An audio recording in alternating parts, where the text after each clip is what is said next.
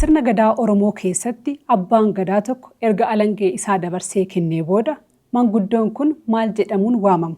Hojiin isaanii sana booda maal ta'a?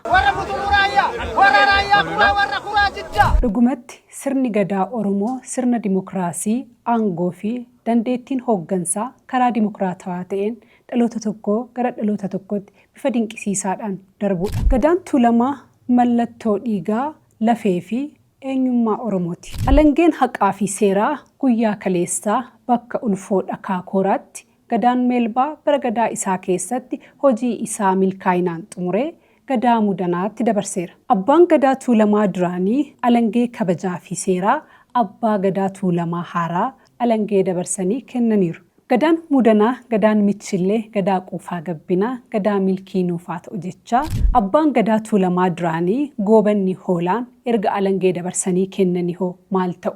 Hojiin isaanii hoo kanumaan xumurama? Komentii jalatti yaada keessan naaf barreessaa. Gadaan Oromoo marartuun haa guddattu haa lalistu. Gadaan Quufaa Gabbina horaa bulaa deebana.